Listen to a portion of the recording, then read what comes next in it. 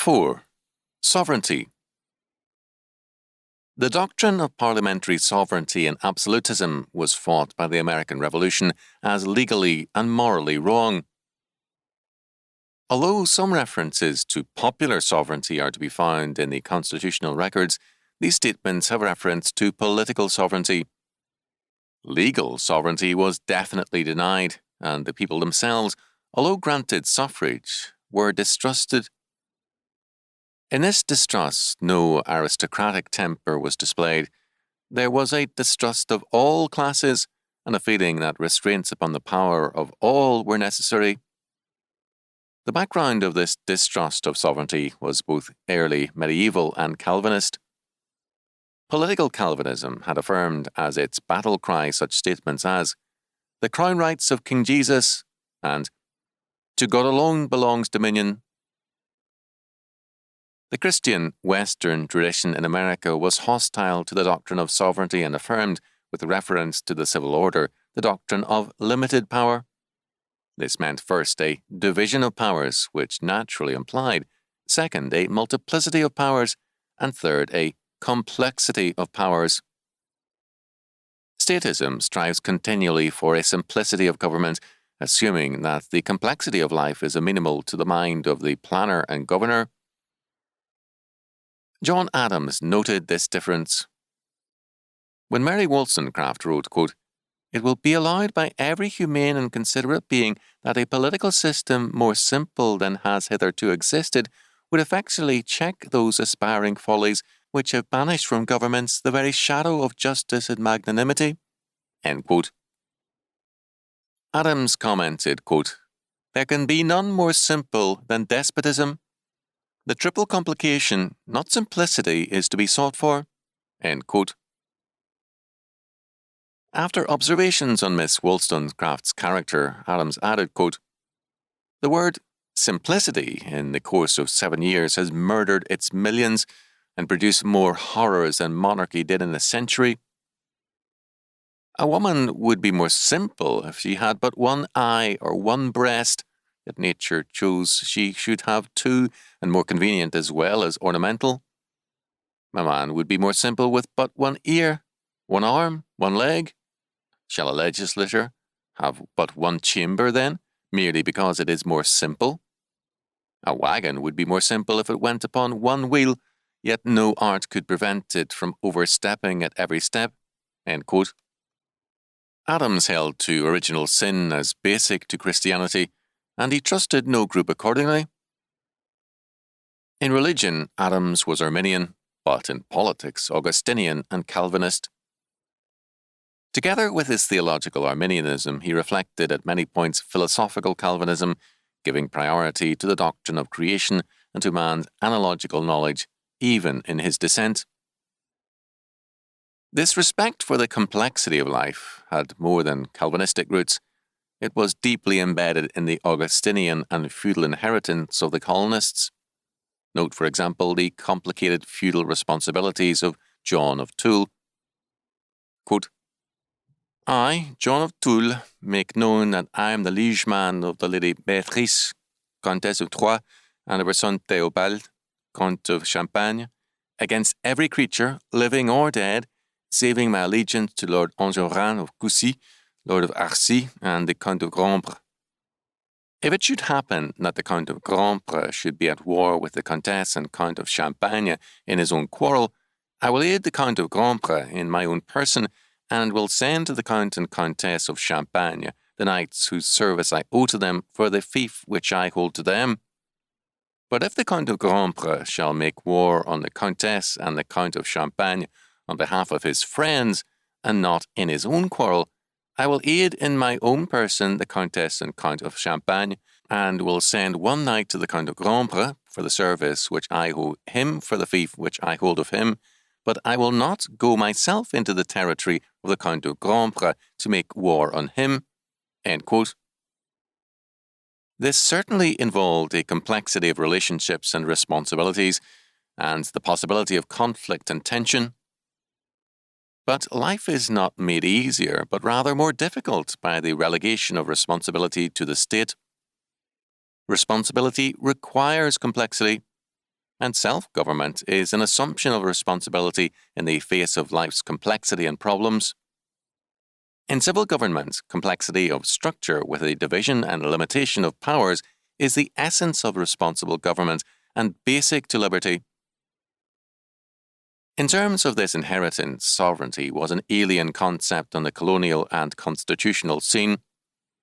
As Murray has noted, quote, "Nowhere in the American structure is there accumulated the plenitude of legal sovereignty possessed in England by the Queen in Parliament. In fact, the term, quote, legal sovereignty, end quote, makes no sense in America, where sovereignty, if the alien term must be used, is purely political. The United States has a government, or better, a structure of governments operating on different levels. The American state has no sovereignty in the classic continental sense," end quote. A telling analysis of this has been made by A.F. Pollard, who has called attention to this distinctive aspect of the American political tradition. Quote, "The colonies had been as anxious to get rid of James II in 1688 as they were to be free from Parliament in 1776. Their fundamental objection was to any sovereignty vested in any state whatsoever, even in their own. Americans may be defined as that part of the English-speaking world which has instinctively revolted against the doctrine of the sovereignty of the state and has, not quite successfully, striven to maintain that attitude from the time of the Pilgrim Fathers to the present day. It is this denial of all sovereignty which gives its profound and permanent interest to the American Revolution. The Pilgrim Fathers crossed the Atlantic to escape from sovereign power. Washington called it a, quote, monster, end quote. The professor of American history at Oxford calls it a bugaboo, and Mr. Lansing writes of the Peace Conference that, quote, 9/10 of all international difficulties arise out of the problem of sovereignty and the so-called sovereign state, end quote, end quote. This anti-sovereignty doctrine, medieval in origin and Puritan in development, was transplanted from England to America. The Boston Tea Party was, quote, the burial of the sovereignty of the state so far as America was concerned, end quote. The English Middle Ages had no political sovereignty, and Americans moved in terms of that tradition. Quote, medieval English history is more theirs than the periods in which they had a separate history of their own, and instinctive memory has much to do with political thought and with the writing of history, end quote. The colonists, with regard to taxation, law, and constitution, wanted, quote, a medieval restoration, end quote, in which, quote, each estate or state made its own grant and was bound by that alone, end quote. The doctrine of sovereignty was not a part of constitutional theory, which assumed the higher law framework and structurally eliminated legal sovereignty. The doctrine was, however, gradually reintroduced into American thought through the influence of Blackstone and lawyers. The 11th Amendment, 1798, was an assertion of state sovereignty as against the right of men in other states to sue for justice. This doctrine has since then been under steady attack and was in 1962 overthrown in California in its non-constitutional aspect, that is, with reference to suits by citizens of the state. The next great breach after the 11th Amendment came when Congress, in 1862, by a legislative rather than constitutional measure, abolished slavery in the territories. Lincoln, in abolishing slavery in the rebellious states, recognized the unconstitutionality of his step but undertook it nonetheless. It was an assertion of national and imperial supremacy and sovereignty. The 14th Amendment, illegally ratified, provided grounds for the interference of the federal government in the jurisdiction of state governments. These implications of the 14th Amendment were progressively utilized by the Supreme Court shortly after the beginning of the 20th century, and there began the court's recession from its conception of America as a Christian country and its development on the thesis of a unitary state. As the court embraced moral relativism as its religious principle, so it established national sovereignty and absolutism as a corollary to its denial of higher law. When Chief Justice Vinson, after World War II, asserted, quote, "Nothing is more certain in modern society than the principle that there are no absolutes," end quote, it was a corollary to the Supreme Court's assertion of absolutism and a denial of any appeal beyond itself. Not surprisingly, Eisenhower and Kennedy, two presidents dedicated to the same philosophy, urged full obedience to Supreme Court decisions as the law. But the justification of the revolution has not been a declaration of sovereignty, but of independence. The Constitution established neither a confederation nor a national state, but rather a federal union. Its conception of power was Christian. Power is ministerial, not legislative. That is, powers in any area, church, state, school, or family, are not endowed with ability to create laws apart from the higher law, but only to administer fundamental law as man is able to grasp and approximate it. Civil government is thus an administrator rather than a creator of law. It is not sovereign over law, but it is under law. The doctrine of express powers is a strong limitation on even the administrative or ministerial role of the civil government, and is not explicable except in terms of the Christian philosophical development, which in Chalcedon sundered the divine human bond as it appeared in the state and relegated to the human order a ministerial function. The issues involved in the Revolution and Constitution were sharply stated on April 30th, 1839, by John Quincy Adams, speaking in New York on, quote, "the Jubilee of the Constitution," end quote. Speaking of the revolutionists, Adams declared, quote, "English liberties had failed them. From the omnipotence of Parliament, the colonists appealed to the rights of man and the omnipotence of the God of battles," end quote. Adams saw the Revolution and the continuing history of the United States as a battle against majoritarianism and the doctrine of sovereignty. Three forces had thus far arrayed themselves against the American faith and for sovereignty. The first, in the Revolution and the events leading to it, was the doctrine of, quote, "the omnipotence of the British Parliament," end quote. Second, the United States, under the Articles of Confederation, again faced the threat of sovereignty. The Articles declared, quote, "each state retains its sovereignty," end quote. Asked Adams, quote, "where did each state get the sovereignty which it retains?"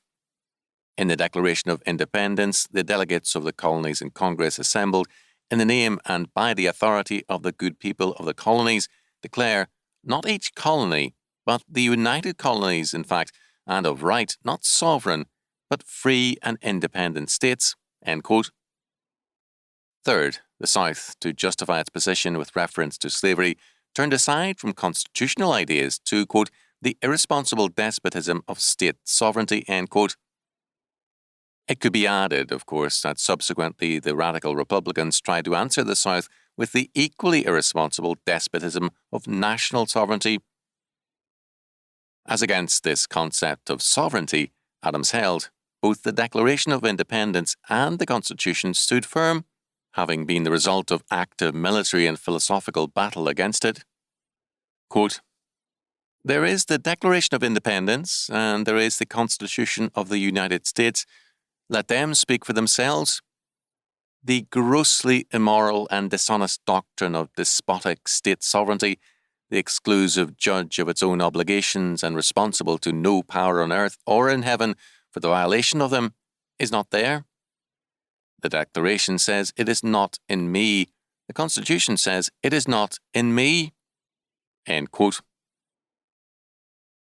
It should be noted that Adams, in opposing the idea of sovereignty, insisted on the necessity of a double responsibility in civil government to quote-unquote earth, that is, society, and to quote-unquote heaven or God. Responsibility connotes subordination. We are under those to whom we are responsible. An irresponsible man is one under authority who denies or abuses that responsibility. God, however, is beyond the category of responsibility, being under no man nor under any law, but rather totally self-sufficient. The aseity or self-derived being of God places him beyond all such circumscription. Man, however, and civil government are and must be responsible agencies. If the transcendental responsibility, the subordination to God, be removed, then man becomes a creature of the state and responsible to it, and the aseity or self-derived being of the state is asserted. Such a man may fear the state and its power, but, by virtue of his relativism or naturalism, no effective and transcendental appeal exists. In this context, the assertions of 3 presidents prior to their election are of significance.